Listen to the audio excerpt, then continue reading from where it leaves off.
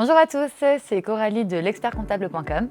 Alors aujourd'hui dans cette vidéo, nous allons vous donner des conseils pour trouver un lieu de travail qui vous correspondra en tant que freelance. Travailler en indépendant implique un modèle économique souple et nécessitant peu de charges fixes. On dit souvent des freelances qui sont des travailleurs nomades.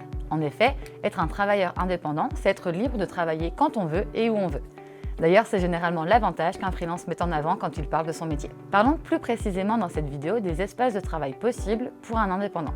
Que ce soit à la maison, dans un espace de coworking, à la bibliothèque ou encore dans le café en bas de chez soi, tout est possible. Mais alors, lequel de ces espaces est le plus approprié pour votre activité et vos envies? Parlons dans un premier temps des espaces de coworking. Il faut savoir que les espaces de coworking sont des espaces très appréciés des indépendants. Ces lieux, qui sont aussi appelés espaces de travail collaboratifs, sont spécialement conçus pour le mode de vie des indépendants. Vous y trouverez des bureaux pratiques en open space, des salles de réunion, des salles de détente et d'autres événements divers sur les thématiques de l'entrepreneuriat. Un autre gros avantage des espaces de coworking, c'est la souplesse de location. C'est vrai qu'il est possible de réserver et de payer à l'heure, à la journée, à la semaine ou même par mois, et cela sans aucun dépôt de garantie ni aucun engagement minimum, contrairement à la signature d'un bail professionnel. Par contre, forcément, le prix variera en fonction du temps que l'indépendant souhaite y passer et en fonction du lieu où se trouve l'espace de coworking. Sachez aussi que les espaces de coworking engendrent des économies de charges puisque les travailleurs nomades partagent les frais mensuels, comme par exemple la connexion internet, l'électricité, les équipements bureautiques, etc. D'ailleurs, le coworking a tellement la cote que certains indépendants ont lancé le concept du coworking directement chez soi.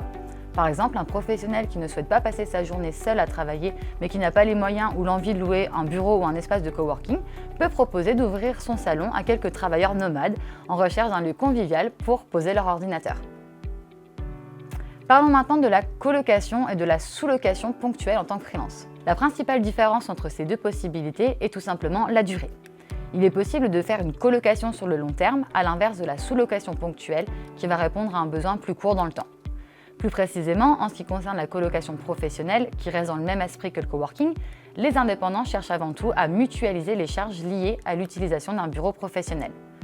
À 2, à 3 ou 4, il est possible de louer un bureau via la signature d'un bail professionnel pour travailler dans un environnement plus calme qu'un espace de coworking. Dans le cas d'une sous-location, le propriétaire de l'espace sera susceptible d'exiger un seul signataire de bail auprès des autres freelances concernés. Concernant la sous-location ponctuelle qui se développe fortement, ici ce sont particulièrement les grands comptes qui proposent leur espace vide aux travailleurs nomades, avec des bureaux fermés, des salles de réunion pour une demi-journée ou une journée. Ce type de sous-location peut être une solution provisoire pour des indépendants en déplacement à l'extérieur par exemple, afin de leur permettre d'accueillir leurs clients dans un lieu professionnel et aménagé. Vous avez certainement dû entendre parler du bail professionnel. Je vais également vous détailler cette possibilité. Effectivement, il est possible de louer des bureaux privés en signant un bail professionnel.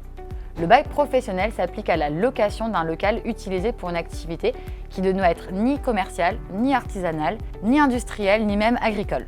Il concerne principalement les professionnels libéraux.